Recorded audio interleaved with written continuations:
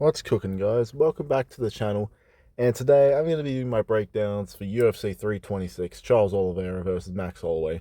Mainly just the main event, because I'm going to be real, this card's pretty fucking mid. Like, honestly, this is like a fight night-ish card, like, without a title fight headlining, or without a decent co-main event.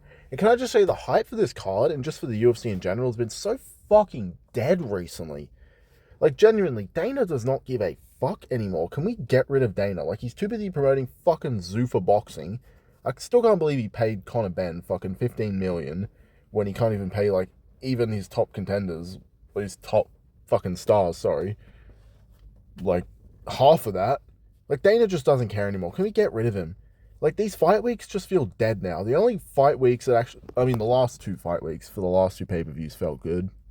But the reason that was because for 324 it was like the first card in 6 weeks, so of course we're going to be hyped for that. And then obviously the Volk Lopez card, I mean, the reason it felt good for me is because I went to that card, so obviously the hype was there. But for this card, it just feels fucking dead. Even for some of these fight nights, like, I'm going to be real, I have not watched a single fight night card this year because I honestly just don't care. And also I've been busy, like, doing shit. Like, I had a jiu-jitsu comp the day that Strickland Hernandez happened, so I missed that one. That one, there was a little bit of hype, but for all these other ones, like UFC Mexico, or for Oliveira versus Batista, that one, the hype's just not there anymore. Like, I remember, at least for UFC, even last year, I was hyped for even shitty cards like fucking Ankalaev versus Pereira. Like, even though that wasn't the most stacked card on paper, we were still hyped for that because, they were at least promoting it a tiny bit. Even for JDM Bilal, like, I was hyped for that card even, because like I said, at least there was some kind of beef going on in the main event, but they're just not doing promotion anymore. Like, we just don't care. But honestly, I've ranted for way too long, so I'm just gonna get into the card now. I'm only gonna do the main card plus Cody Garbrandt on the prelim, so let's start off with that. Obviously, it's not on the screen, but on the headlining the prelims is Cody Garbrandt versus. Hold on, let me check the guy's name. Let me type in UFC 326. He's fighting some Ching Chong. I don't know the guy's name, so the guy's had like two fights in the UFC. Just give me a sec. Jiao Long something. I don't know. Yeah, I know it's I know it's gonna sound crazy, but I think this is one you can absolutely bank on Cody Garbrandt. Like, I know Cody Garbrandt has looked worse and worse with each fight. I mean, he did have that sort of resurgence at one point, but yeah, I gotta pick Cody in this fight. Like, I don't know anything about this. This other guy doesn't even have a Wikipedia page, which just goes to show you how far Cody Garbrandt has fallen. That is sad. Yeah, this is the type of fight that he wins, and then everyone says, "Oh my God, Cody Garbrandt's back. He's gonna go on a run. He'll beat another can, and then immediately get chinned after that." So yeah, I mean, how did that guy lose to Rowney Barcelos? Like, Jesus. Anyway, and then kicking off the main card, we've got Gregory Rodriguez versus Bruno Ferreira. Can I just say, this main card stinks. Like, for a pay-per-view, man, I don't know, this card is just so bleh, like, so meh. Like, this card just does not excite me. The main event will be fun, but this card is just so fucking mid. Like, it's such a filler card. Can we just get to 327? That's actually a good card. Maybe I'll make a video on that one. But yeah, I think I'll take Gregory Rodriguez. He's got on a bit of momentum right now. I know he lost their last fight, but he's beaten some decent names recently. Like, Bruno Ferreira beat Marvin Vettori? Like, Marvin Vettori has made no adjustments. I'm not forgetting Gregory Rodriguez's nasty KO over Jack Hermanson. Like, he fucking killed that man. So yeah, I'm gonna go with Gregory Rodriguez. I'm gonna say late finish. I feel like this is gonna be a war. Next we've got Drew Dober versus Michael Johnson. I know it's not on the screen. Can I just say the UFC fucked us out of a good co-main event? Like, right here it says TBD versus TBD. I actually thought we were gonna get like a decent co-main. I wasn't expecting like Joshua Van versus Manel Cap like some people were saying, but I was expecting something. Like, last time they did this, we got fucking Lerone Murphy versus Aaron Pico, so I was hoping we would at least get like a decent co-main event like that. But no, they just bumped up Rainier DeRitta and Kyle Borralio. Like, they shamelessly just did that. But anyway, back to Drew Dober and Michael Johnson. Yeah, picking Drew Dober. I don't need to explain it why. Drew Dober by first round KO. Yeah, I think if you know, you know. Next we have Rob Font versus Raul Rosas Jr. Now, I've been kind of back and forth on this one. But I'm gonna lean with Raul Rosas Jr. I feel like Rob Font should win this fight as he's more experienced. He's got way better striking, and Raul Rosas Jr. has looked mid. But I feel like these are the kind of matchups where I always pick the veteran, and they always end up losing. Like, for example, this reminds me a bit of Paddy Pimblett versus Bobby Green, where we're kind of 50-50.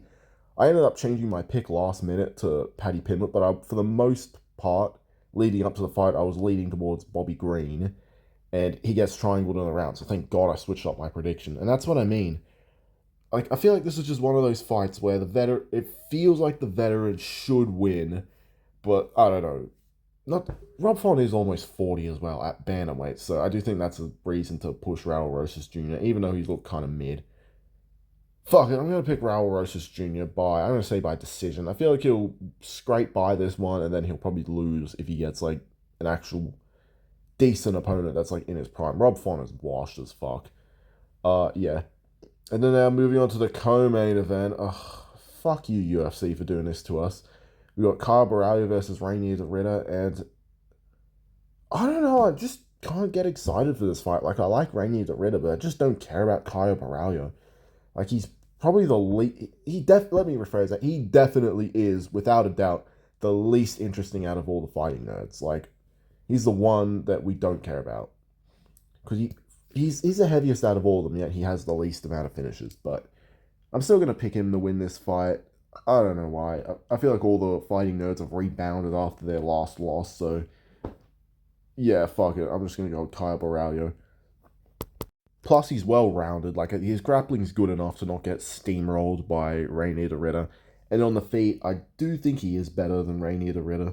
But then again, Robert Whittaker was also better than Rainier the Ritter on the feet. I don't know, I'm not excited for this. I'm sorry, like, you call me a casual all you want, but I feel like it's just going to be a meh 29-28. Like, we are going to forget this card as soon as it's over. Except for the main event. I do think the main event will be something special, and let's move into that. Wait, shit, I didn't even make my prediction. Yeah, I'm picking Kyle Borralho by, I'm going to say 29-28 unanimous decision. Let's move on. Now, let's move on to the main event of the evening. Max Holloway versus Charles Oliveira 2 for the BMF title. A rematch, and can I just say, I hate the idea of BMF titles headlining pay-per-view cards. I know they're technically not pay-per-views in America, but here in Australia and throughout most of the rest of the world, we still have to pay. So yes, they still are pay-per-views. Like, I don't know, it just feels cheap. Like, we've only had one undisputed title fight this year so far, and we're in March already. Like, Jesus. Even last year in January, we had the bantamweight and lightweight title being defended on the same card. And this year, we've only got one undeserved, undisputed title fight. Like, Jesus, UFC. What the fuck are we doing? By this time last year, March, we'd had 5 title fights already. But, yeah, anyway. I'm going to pick Max Holloway in this fight. I feel like there is a world where Charles Oliveira could dominate Max Holloway at the grappling, because we haven't really seen Max Holloway go up against a grappler like Charles Oliveira. Like, he has fought well-rounded fighters like Ilia Topuria and Volkanovski who definitely can wrestle and grapple, but they're not quite like Charles Oliveira on the ground, especially when it comes to finishing ability, at least with Volkanovski. Like, who was Volk really finished in general, not just on the ground. And yeah, he did fight Frankie Edgar, but it was old past his prime Frankie Edgar, who's like a tree stump as well, and Max could just like stick his arms out and pick him at range. But yeah, I just think Charles is way too hittable. He's going to come forward in this fight like he always does. And for a guy like Max, he's going to be able to crack him consistently. Charles gets dropped in every fight. And I know Max doesn't have the kind of power of Ilia Topuria, but he's shown improved power at lightweight. Like, it looks like he's got that Poirier power.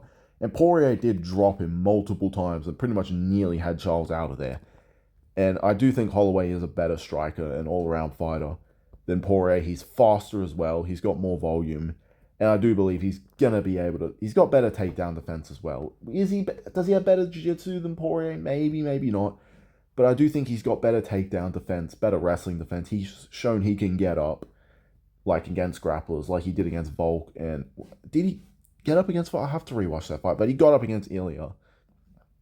And yeah, even in their first fight, he was able to get up against Charles. And I know the fight didn't really last, but still, I just think on the feet, Charles might have some moments where he lands on Holloway, because Holloway does get cracked.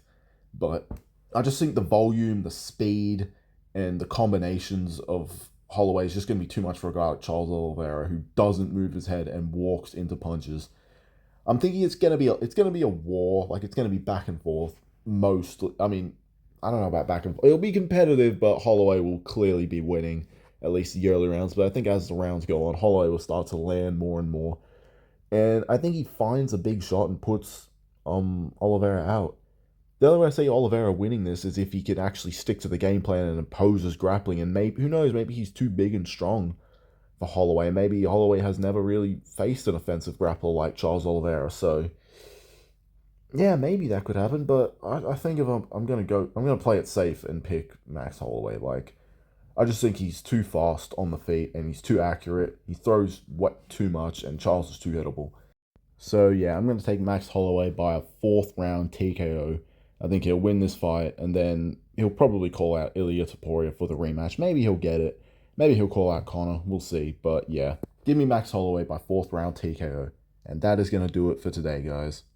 And I'm not even going to bother doing my usual outro today because that takes too much effort. And if Dana can't put in the effort, well, then why should I?